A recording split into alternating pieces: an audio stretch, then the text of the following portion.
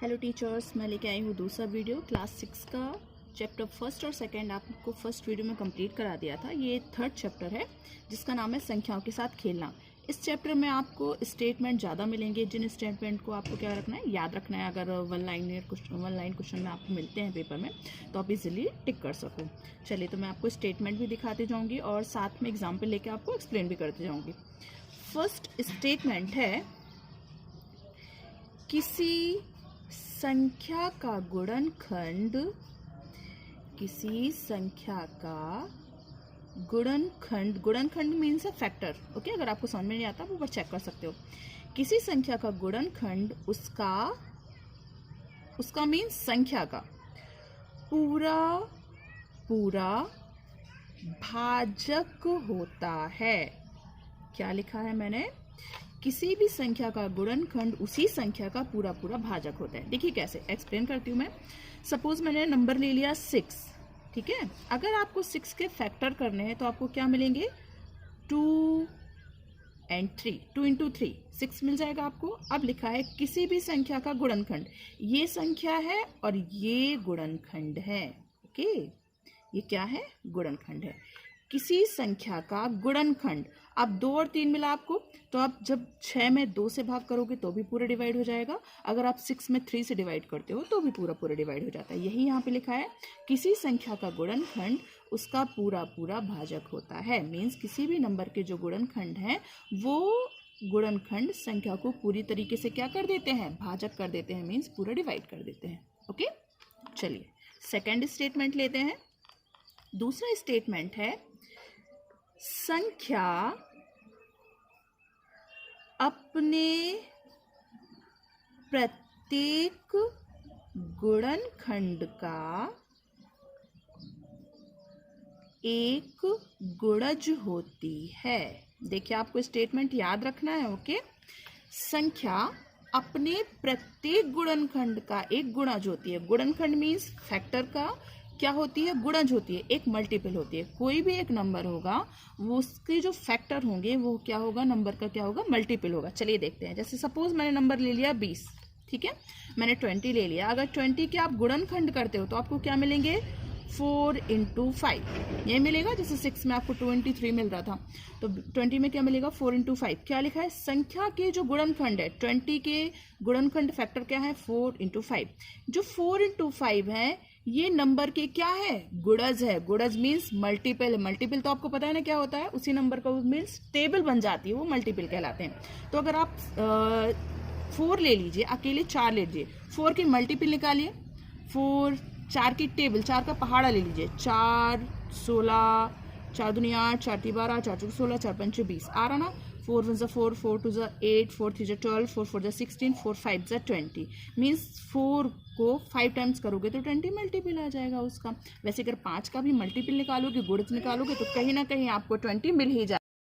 Third number है, एक संख्या का प्रत्येक गुणनखंड उस संख्या का एक पूर्ण विभाजक होता है। मतलब देखिए मैं बताती हूँ, लिखा क्या है कि एक संख्या का प्रत्येक गुणनखंड, माना कि मैंने कोई भी एक संख्या ले ली, जैसे ले ली मैंने 16, ठीक है। अगर आप 16 के गुणनखंड निकालते हैं या अलग अलग सर्व गुणनखंड निकालते हैं तो ये 1 से भी डिवाइड होता है, 2 से भी, और किससे डिवाइड हो जाएगा? 4 से भी हो जाएगा, और 8 से भी हो जाएगा, और खुद 16 से भी हो जाएगा, ठीक है। तो ये 16 के क्या हो गए? फैक्टर हो गए। 1 से भी होता है, 2 से भी होता है, 4 से भी होता है, 8 से भी 16 हो। लिखा है कि संख्या का प्रत्येक गुणनखंड, चाहे वो 1 हो, चाहे वो 2 हो, चाहे वो 4 हो, चाहे वो 8 हो, चाहे 16, उस संख्या का पूर्ण विभाजक होता है। मतलब ये जो गुणनखंड है ये 16 को 16 को पूरा पूरा डिवाइड करेंगे। आप 4 से भी 16 को डिवाइड करोगे तो 4 टाइम्स में पूरा डिवाइड हो जाएगा। 8 से करोगे तो 2 टाइम्स में डिवाइड हो जाएगा। 16 से करोगे तो 1 टाइम्स में डिवाइड हो जाएगा, ठीक है। अब हम लेते हैं 4 नंबर। 4 नंबर में लिखा है, दी गई संख्या का प्रत्येक गुणनखंड संख्या से छोटा या उसके बराबर होता है। देखिए कैसे, जैसे यही मैंने क्या लिया था? 16 ही लिया था। तो देखिए 16 में क्या लिखा था? 1 से जा रहा था, 2 से जा रहा था, 4 से जा रहा था, 8 से जा रहा था और 16 से जा रहा था। तो दी गई संख्या 16 का अगर आप कोई भी गुणनखंड ले लो, चाहे 1 ले लो, चाहे 2 देखो, चाहे 4 देखो, 8 देखो, 16 देखो, वो क्या है, जो संख्या है उससे छोटा है। संख्या क्या थी आपकी 16, 1 16 से छोटा है, 2 16 से छोटा है, 4 16 से छोटा है, 8 16 से छोटा है, या फिर उसके बराबर, और 16 16 के बराबर है। तो ये लिखा था कि कोई भी संख्या का प्रत्येक गुणनखंड उस संख्या से क्या होगा, या तो छोटा होगा या तो उसके बराबर होगा। अगला देखिए, 5वां पॉइंट है, संख्या के गुणनखंडों की संख्या परिमित होती है। परिमित का मतलब होता है लिमिटेड होती है, आप उसको काउंट कर सकते हो। जैसे मैंने यहाँ पे ले लिया 16 ही लेते हैं, 16 ले लिया, 1 2 से भी डिवाइड होगा, 4 से भी डिवाइड होगा, 8 से भी डिवाइड होगा, 16 से भी डिवाइड होगा। तो 16 के 16 के जो गुणनखंड मिल रहे हैं आपको, किस किस से डिवाइड हो जाता है, 1 से, 2 से, 4 से, 6 8 से और 16 से। कितने हैं, 1 2 3 4 5। 16 जो है 5 संख्याओं से डिवाइड हो जाता है। तो संख्या के गुणनखंड कितने हो गए इसमें, परिमित गुणनखंड 5 हो गए। परिमित के मतलब है आप उनको गिन सकते हो, कितनी संख्याओं से डिवाइड हो जाता है वो आप उसको गिन सकते हो। अब 16 से कोई बड़ी संख्या तो है नहीं जो कि 16 का गुणनखंड बन जाए, 16 है ना। अगला देखिए, अगला पॉइंट है लास्ट इधर पे, संख्या का प्रत्येक गुणज यानी मल्टीपल उस संख्या से बड़ा या फिर बराबर होता है। अभी जैसे हमने 16 लिया था, 16 का एक कोई भी एक गुणनखंड ले लिया हमने, 2 ले लिया, ठीक है, 2।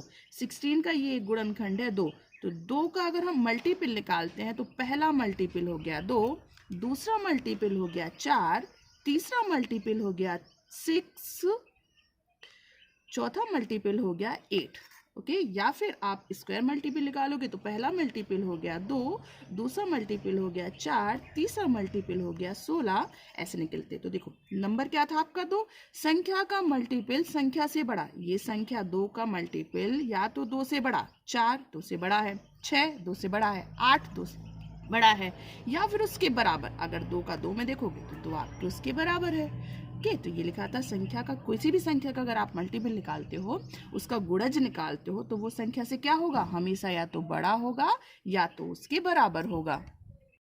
नेक्स्ट 7 नंबर, प्रत्येक 7 नंबर ओके,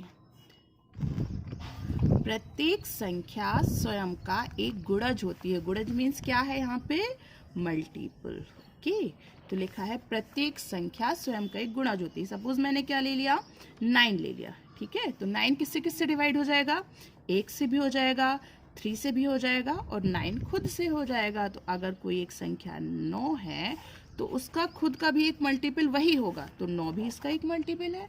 तो प्रत्येक संख्या स्वयं का एक मल्टीपल भी होती है। ओके, अगला देखिए, लिखा है वह संख्या, ये देखिए ये वाला जो पॉइंट है ये आपके लिए एक नया पॉइंट हो सकता है संपूर्ण संख्या का। ओके, तो है वह संख्या जिसके सभी गुणनखंडों का योग, वह संख्या जिसके सभी गुणनखंडों का योग संख्या का दुगना मतलब डबल हो जाए। अगर कोई संख्या ले लो, उसके गुणनखंड निकालो और उसका टोटल जो है वो डबल हो जाए, तो वो क्या कहलाती है, संपूर्ण संख्या कहलाती है। कोई एग्जांपल ले लें, जैसे सपोज मैंने ले लिया 6।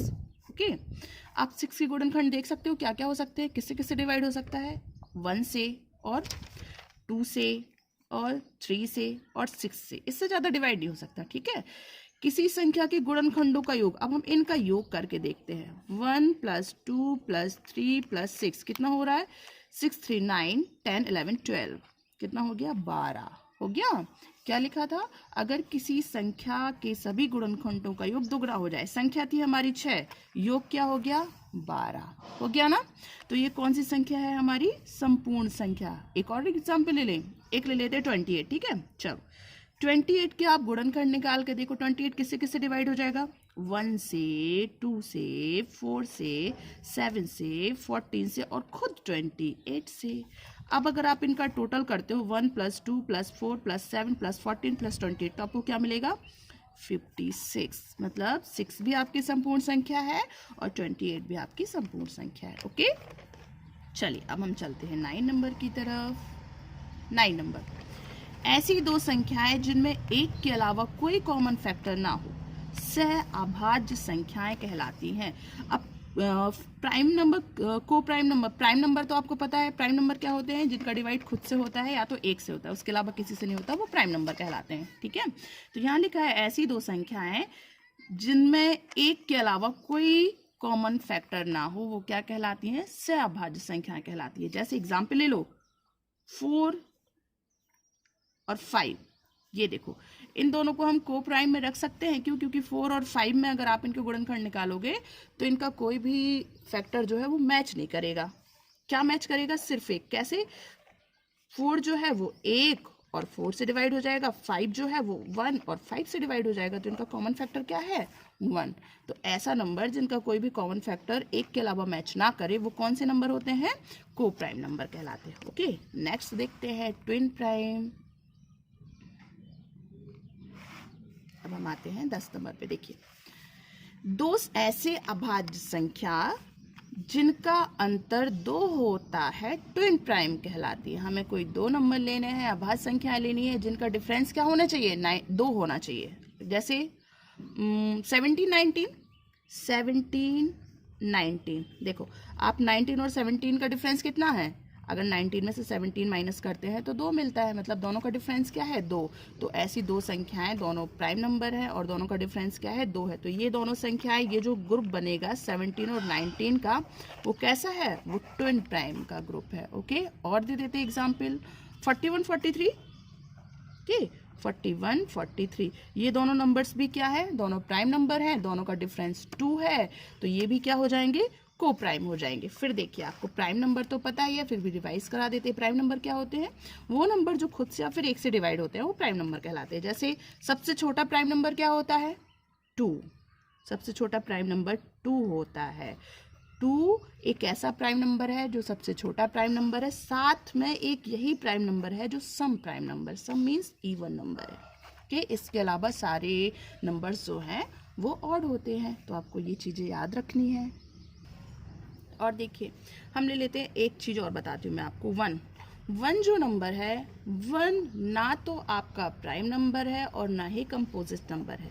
ये क्या है? ना तो प्राइम नंबर है और ना ही कंपोजिट, मतलब अभाज्य संख्या। अभाज्य संख्या है, ना तो ये भाज्य संख्या। ठीक है, प्राइम ना तो प्राइम नंबर में एक नहीं आ रहा है, ना ही कंपोजिट नंबर में आ रहा है। आपको याद क्या रखना है? सिर्फ सबसे छोटा नंबर 2 होता है जो कि प्राइम नंबर होता है, और केवल यही एक प्राइम नंबर ऐसा है जो कि सम संख्या में होता है। बाकी के सारे नंबर्स जो हैं वो विषम संख्या में ही प्राइम नंबर होते हैं। ओके, चलिए इस चैप्टर में आपको और क्या मिलेगा? SCF मिलेगा। SCF तो आपको पता है क्या होता है? हाईएस्ट कॉमन फैक्टर होता है। कैसे निकालते हैं आपको ये भी पता होगा। सपोज जैसे मैंने ले लिया 12 और 18। ओके, तो 12 के आपको पहले क्या करने पड़ेंगे? 12 के आपको पहले गुणनखंड चेक करने पड़ेंगे होते क्या है। तो 12 के क्या हो जाएगा? 2 2 2 जा 4 4 3 जा 12। ओके, अब निकालते हैं हम 18 के। 3 9 जा 8 है ना। ओके, 6 3 जा 18, 2 3 जा 6 6 3 जा 18। ये हो गए। SCF निकाल रहे तो आपको कॉमन चेक करना क्या पड़ेगा? किसका ग्रुप बन रहा है? 2 का एक ग्रुप बन रहा है, एक ग्रुप 3 का बन रहा है। तो आपका जो SCF हुआ वो क्या होगा? 2 × 3 मीन्स 6। ओके, LCM देते हैं आपको। मुझे पता है कि आपको आते हैं LCM कैसे फाइंड करते हैं? जैसे 12 का और 18 का, तो आपको 12 और 18 में LCM में क्या करना पड़ेगा? या तो लॉन्ग मेथड होती है, आप उससे कर लो, या तो शॉर्ट मेथड से ही कर लो। 12 का क्या? 2 × 2 × 3। 18 का क्या? 2 × 3 × 3। अब आप पहले ग्रुप बना लो। एक ग्रुप बन रहा हमारा 2 का, एक ग्रुप बन जा रहा है 3 का। तो LCM के लिए आपको पहले ग्रुप लिखना पड़ेगा। एक ग्रुप हमारा 2 का था, एक ग्रुप हमारा 3 का था। अब जो नंबर्स बचे हैं उनको भी आपको एक बार कॉपी करना है। बचा क्या है हमारा? ये वाला 2, फिर क्या बचा है? ये वाला 3। अब सबका मल्टीप्लाई कर दीजिए, सबका गुणा कर दीजिए। 2 3 जा 6, 2 जा 12, 12 3 जा 36। तो ये हो गया आपका LCM। यहाँ आपका 3rd चैप्टर कंप्लीट होता है, जो कि था संख्याओं के साथ खेलना। आइए स्टार्ट करते हैं चैप्टर नंबर 4। चैप्टर 4 में आपको सबसे मिलेगा ज्यामिति। देखिए, ज्यामिति का जो पॉइंट इसमें दिए गए हैं वो लिखा है कि ज्यामिति जो शब्द है वो अंग्रेजी के जियोमेट्रॉन, किसके? जियोमेट्रॉन वर्ड से लिया गया है, जो कि एक यूनानी वर्ड है। आपको ये याद रखना है किससे लिया गया है? जियोमेट्रॉन से लिया गया है, जो कि एक यूनानी वर्ड है। इसमें 2 वर्ड है, जियो अलग, मेट्रॉन अलग, जिसमें से जियो का जो मतलब है वो होता है भूमि, और जो मीट्रोन का है, मीट्रोन का अर्थ होता है, क्या होता है, मापना। ठीक है, ये छोटी सी चीज़ है, आपको याद रखनी है। ज्यामिति जो है वो जियोमेट्रिन यूनानी वर्ड से लिया गया है, जिसका मतलब होता है, जियो का मतलब है भूमि और मीट्रोन का मतलब होता है मापना। अगला पॉइंट है बिंदु। बिंदु क्या होता है? बिंदु एक छोटा सा चिन्ह होता है जो कि क्या दिखाता है, एक लोकेशन को प्रदर्शित करता है। किसको प्रदर्शित करता है? लोकेशन या स्थिति बताता है। बिंदु क्या है? बिंदु एक छोटा सा चिन्ह होता है जो कि लोकेशन या स्थिति को बताता है। इसको सामान्यतः इंग्लिश के कैपिटल लेटर से डिनोट करते हैं। किससे डिनोट करते हैं? कैपिटल लेटर से। जैसे ये पॉइंट बनाया तो लिख देंगे ये पॉइंट ए है, यहाँ पे भी एक पॉइंट बनाया तो लिख देंगे पॉइंट सी है। ओके, नेक्स्ट रेखा। रेखा क्या होती है? रेखा एक ऐसी लाइन है जिसमें कोई अंत बिंदु नहीं होती। कोई अंत बिंदु नहीं होते मीन्स खत्म नहीं होती। अब जैसे मैंने एक लाइन खींची, इधर इधर पे भी एरो लगा दिया, इधर पे भी एरो लगा दिया। एरो लगाने का मतलब क्या है? आप इसको इधर पे भी जाके बढ़ा सकते हो, आप चाहो तो इसको इस साइड भी बढ़ा सकते हो। तो रेखा क्या होती है? एक ऐसी लाइन होती है जिसका कोई अंत बिंदु नहीं होता। ओके, कोई अंत बिंदु नहीं होता। ठीक है, नेक्स्ट किरण। किरण क्या होती है? किरण जो है वो एक रेखा का भाग ही होता है। किसका भाग है? किरण एक रेखा का भाग है, ये आपको याद रखना। किरण किसका भाग है? रेखा का भाग है। लेकिन रेखा का भाग तो है, लेकिन क्या इसका एक अंत बिंदु होता है। क्या होता है? एक अंत बिंदु। कैसे? जैसे मैंने ये लाइन बनाई तो ये एक पॉइंट रखा, ये अंत बिंदु है, यहाँ से ये खत्म हो गई। किस पॉइंट पे खत्म हो गई? पॉइंट ए पे, और एक साइड तीर लगा। इसको आप चाहो तो और आगे बढ़ा सकते हो। तो क्या है? ये किरण है। क्यों किरण है? क्योंकि इसका एक ही अंत बिंदु है और दूसरे बिंदु से तो ये तो कितनी भी आप इसको आगे बढ़ा सकते हो। थर्ड, रेखाखंड। रेखाखंड क्या होते हैं? इसमें जैसे रेखा में एक अंत बिंदु होता है, रेखाखंड में दो अंत बिंदु होते हैं। इसमें क्या होते हैं? दो अंत बिंदु होते हैं। दो अंत बिंदु कैसे? ये दिया, एक अंत बिंदु यहाँ ले लिया, ये एक पॉइंट यहाँ ए, दूसरा पॉइंट बी। तो ए बी क्या है? हमारा एक रेखाखंड है। ठीक है, ये किरण ए है। नेक्स्ट प्रतिच्छेदी रेखाएं। प्रतिच्छेदी रेखाएं क्या होती है? ऐसी दो रेखाएं प्रतिच्छेदी रेखाएं कहलाएंगी अगर वो दोनों एक दूसरे को किसी एक उभयनिष्ठ बिंदु पे काटें। अब एक रेखा में हमने ये बना ली, ठीक है, एक रेखा हमने ये बना ली और दोनों एक दूसरे को किस बिंदु पे काट रही हैं? बिंदु ए पे। तो ये दोनों क्या कहलाएंगी? प्रतिच्छेदी रेखाएं कहलाएंगी। मतलब दो ऐसी रेखाएं, आप रेखा एल एम नाम दे सकते हो। एक रेखा एल, एक रेखा एम, दो ऐसी रेखाएं हैं जो कि प्रतिच्छेदी रेखाएं। क्यों? क्योंकि दोनों एक दूसरे को बिंदु ए पर काटती हैं। समांतर रेखाएं। समांतर रेखाएं क्या है? आपको पता होती है। समांतर रेखाएं क्या होती है? ऐसी दो रेखाएं जो एक दूसरे को कभी ना काटे। मतलब दोनों के बीच का अंतर कैसा होना चाहिए? समान, समांतर, एक जैसा अंतर समांतर रेखाएं कहलाती हैं। तो दो रेखाएं समांतर रेखाएं कहलाएंगी अगर वो दोनों एक दूसरे को कभी भी ना काटें। ओके, अब आते हैं हम वक्र पे। वक्र क्या होता है? वक्र जो है वो टेढ़ी मेढ़ी रेखाएं होती हैं। टेढ़ी मेढ़ी रेखाएं होती हैं जो बिना पेन उठाए बनाई जा सकती हैं। देखिए मैंने बना दी ना। ऐसी टेढ़ी मेढ़ी रेखाएं जो बिना पेन उठाए बनाई जा सकती हैं वो क्या कहलाती हैं? वक्र कहलाती हैं। अगर देखा जाए नॉर्मली आम भाषा में जो वक्र का अर्थ होता है वो क्या होता है? सीधा नहीं। वक्र का अर्थ है सीधा नहीं, ठीक है। लेकिन गणित में तो आप सीधे भी वक्र बना सकते हो कभी कभी, ठीक है। तो वक्र क्या है? ऐसी टेढ़ी मेढ़ी रेखाएं हैं जो बिना पेंसिल उठाए बनाई जा सकती हैं या बिना पेन उठाए बनाई जा सकती हैं, वो वक्र कहलाती हैं। अब देखिए वक्र में क्या होता है? वक्र जो है, वक्र के तीन भाग हो सकते हैं। जैसे मैंने बना दिया। ये कैसा वक्र है? ये है हमारा बंद वक्र। बंद रहना चारों साइड से। अब बंद वक्र में क्या क्या हो सकता है? बंद वक्र में ये है हमारा बंद वक्र। बंद वक्र में तीन भाग हो सकते हैं। कौन कौन से? पहला भाग हो सकता है इंटीरियर, दूसरा हो सकता है बाउंड्री, ठीक है। थर्ड क्या हो सकता है? थर्ड होता है एक्सटीरियर, ठीक है। इनर मतलब ये अंदर वाला भाग क्या है? ये इनर पार्ट है। बाउंड्री मतलब उसकी लाइन। अगर आप ये लाइन देखोगे तो ये क्या है? उसकी बाउंड्री है। थर्ड क्या है, एक्सटीरियर। इसके बाहर वाला कोई भी, यहाँ ले लो, यहाँ ले लो, यहाँ ले लो, यहाँ ले लो, यहाँ, ये वाला क्या भाग है, ये उसका एक्सटीरियर भाग है। ठीक है, ये कहाँ होता है, बंद वक्र में। अब खुला वक्र भी बना सकते हो आप। खुला वक्र कैसे बना सकते हैं, जैसे हमने ये बनाया, ऐसे बनाया और इसको छोड़ दिया, बंद नहीं किया ना, ये देखिए मैंने इसको बंद नहीं किया, तो ये कौन सा वक्र है, ये खुला वक्र है। अब एक पॉइंट मैंने यहाँ पे लिख रखा है, वो की है जो सरल वक्र। ठीक है, सरल वक्र क्या होता है, एक ऐसा वक्र जो स्वयं को ना काटे।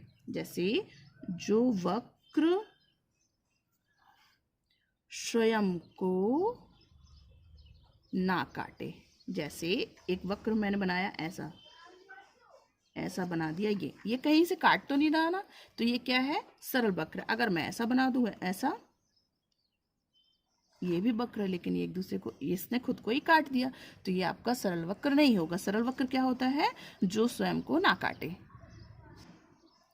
अब आगे है आसन्न भुजा। आसन्न भुजाएं क्या कहलाती है, एडजेसेंट साइड कहलाती है। एडजेसेंट साइड क्या है, अगर दो साइड आपकी आसन्न भुजा या एडजेसेंट साइड कहलाएंगी कब, जब उनमें कोई एक उभयनिष्ठ बिंदु मिल जाता हो। देखिए जैसे मैंने एक ऐसा चतुर्भुज बना दिया, ये बना दिया, ठीक है, ए बी सी डी, ये बना दिया।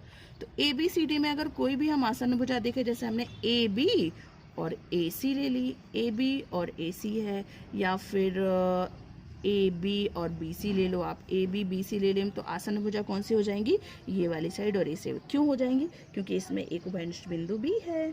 ठीक है, अगर आप ए बी लिखेंगे और हम बी सी लिखेंगे, तो इनमें देखिए दो साइड है, एक साइड ये ले ली, एक साइड ये ले ली मैंने, और दोनों में उभयनिष्ठ बिंदु क्या है, बी है। तो ये दोनों कौन सी भुजाएं कहलाएंगी, आसन्न भुजाएं कहलाएंगी। तो ऐसी भुजाएं जिनमें कोई एक उभयनिष्ठ बिंदु होता है, वो क्या कहलाती है, आसन्न भुजाएं कहलाती हैं। अब आसन्न शीर्ष देख लेते हैं हम। ठीक है, आसन्न शीर्ष क्या होते हैं, एक ही भुजा के दोनों अंत बिंदु आसन्न शीर्ष कहलाते हैं। क्या बोला मैंने, एक ही भुजा के दोनों अंत बिंदु। जैसे हमने एक भुजा ले ली ए बी, ये एक भुजा ले ली हमने ए बी, तो एक ही भुजा के दोनों अंत बिंदु आसन्न शीर्ष कहलाते हैं। तो अगर आपसे इस चतुर्भुज में भुजा ए बी का आसन्न शीर्ष पूछा जाए, तो आप क्या बोलोगे, ए तथा बी। ठीक है, क्योंकि क्या बोला, भुजा के, एक ही भुजा के दोनों अंत बिंदु ही उसके आसन्न शीर्ष कहलाते हैं। तो अगर भुजा ए बी है तो उसके दो अंत बिंदु, एक तरफ ए है एक तरफ बी है, तो यही अंत बिंदु उसके क्या कहलाएंगे, आसन्न शीर्ष कहलाएंगे। ठीक है, अब देखते हैं विकर्ण। विकर्ण क्या कहलाते हैं, उन बिंदुओं को मिलाया जाए, उन शीर्ष को मिलाया जाए जो कि आसन्न शीर्ष ना हो। आसन्न शीर्ष मतलब एक ही भुजा के ना हो, अगर हम उन बिंदुओं को मिलाएं तो वो क्या कहलाएंगे, विकर्ण कहलाएंगे। बिना आसन्न शीर्षों को मिलाने वाली रेखाओं को क्या बोलते हैं, हम विकर्ण बोलते हैं। अब जैसे ए और बी तो आसन्न शीर्ष है, अगर हम इनको मिलाएंगे तो विकर्ण नहीं बनेगा। ए और सी आसन्न शीर्ष नहीं है, तो अगर हम ए और सी को मिला देंगे तो क्या बनेगा, विकर्ण बनेगा। तो जो आसन्न शीर्ष ना हो, उन बिंदुओं को मिलाने से बनने वाले रेखाखंड को क्या बोलते हैं, हम विकर्ण बोलते हैं। तो अगर ए बी सी डी हमने ऐसा बनाया हुआ था, तो अगर हम ए से सी को मिलाते हैं तो ये क्या बनेगा, हमारा विकर्ण बनेगा।